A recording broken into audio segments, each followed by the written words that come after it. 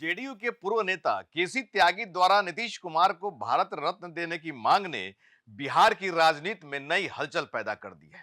हैरत की बात यह है कि जहां जेडीयू इस मांग से किनारा कर रही है, वहीं कभी नीतीश के घोर विरोधी रहे जीतन राम मांझी और चिराग पासवान अब उनके समर्थन में सुर मिला रहे हैं। ऐसे में ये आवाज मुख्यमंत्री जी की पार्टी के द्वारा भी उठी है।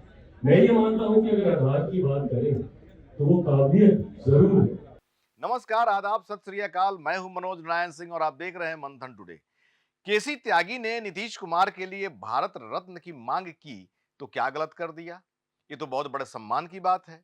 फिर जेडीयू ने इस मांग से और केसी त्यागी से किनारा क्यों कर लिया? हैरत की बात है कि जिस मांग से जेडीयू को एतराज है, उसका समर्थन जीतन राम मांझी ने कर दिया। केसी त्यागी की मांग को समर्थन देने के लिए चिराग पासवान की पार्टी भी सामने आ गई।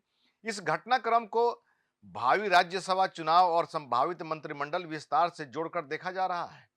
3 साल पहले की ही तो बात है जब जीतन राम मांझी नीतीश कुमार पर सदन में अपमान करने का आरोप लगाया था। उन्होंने आरोप लगाया था कि नीतीश कुमार ने उनके लिए विधानसभा में तू तड़ाक वाली भाषा का इस्तेमाल किया। भारत रत्न जैसे सर्वोच्च नागरिक सम्मान के लिए योग्य बता रहे हैं। चिराग पासवान की पार्टी का कहना है कि सबसे लंबे समय तक मुख्यमंत्री रहने वाले नीतीश कुमार बेदाग हैं, इसलिए भारत रत्न मिलना चाहिए। चिराग पासवान खुद कह रहे हैं कि नीतीश कुमार भारत रत्न सम्मान के योग्य उम्मीदवार हैं। तो क्या नीतीश कुमार 2020 में योग्य नहीं थे, जो उनके खिलाफ राजनीतिक मोर्चा खोला था? केसी त्यागी, जीतन राम मांझी और चिराग पासवान की पार्टी के हृदय परिवर्तन का कारण क्या है? इस मांग में तो कोई कमी नहीं है, लेकिन इसकी टाइमिंग को लेकर के सवाल खड़ा हो गया है। बिहार में इस साल राज्यसभा की 5 सीटों पर चुनाव होना है। इनमें से 2 सीट जेडीयू की पक्की है। इसके अलावा दही चूड़ा भोज के बाद नीतीश मंत्रिमंडल का विस्तार होने वाला है। माना जा रहा है कि केसी त्यागी राज्यसभा चुनाव को ध्यान में रखकर यह मांग उठाई थी। नीतीश कुमार ने केसी त्यागी को पहले भी राज्यसभा भेजे थे, लेकिन अभी केसी त्यागी की नीतीश कुमार से जम नहीं रही है। नवंबर 2024 में केसी त्यागी ने जेडीयू के राष्ट्रीय प्रवक्ता पद से इस्तीफा दे दिया था। उन्हें इस्तीफा करने के लिए बाध्य किया गया था। उनके बयानों से जेडीयू और बीजेपी में गलतफहमी पैदा हो रही थी। हो सकता है कि उन्होंने राज्यसभा टिकट हासिल करने के लिए यह बड़ा बयान दे दिया हो। फिलहाल उनकी चाल उल्टी पड़ गई। कुछ दिन पहले तक एनडीए छोड़ने की धमकी देने वाले जीतन राम मांझी अचानक नीतीश कुमार पर मेहरबान हो गए हैं। वे कई बार इस बात पर असंतोष जाहिर कर चुके हैं कि एनडीए में उन्हें समुचित हिस्सेदारी नहीं दी गई है। वे भी राज्यसभा सीट के लिए तलबगार हैं।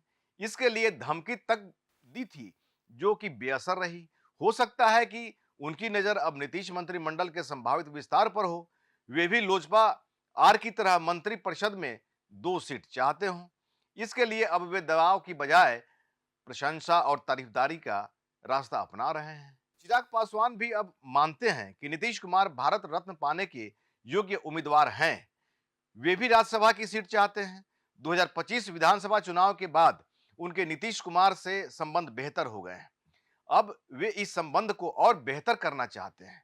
इसकी भी वजह है, वे एनडीए में रहकर 2030 के लिए तैयारी कर रहे हैं। 2030 में वे खुद को सीएम फेस घोषित कर विधानसभा में उतरने वाले हैं। फिलहाल वे नीतीश की छत्र छाया में रहकर एलजेपीआर का विस्तार करना चाहते हैं। नीतीश कुमार के साथ रहना और उनको खुश रखना चिराग पासवान की दूरदर्शी नीति है। ऐसे ही खबर देखने के लिए देखते रहिए मंथन टुडे। हमारे चैनल को लाइक करिए, सब्सक्राइब करिए और अधिक से अधिक लोगों तक शेयर करिए। बहुत बहुत शुक्रिया।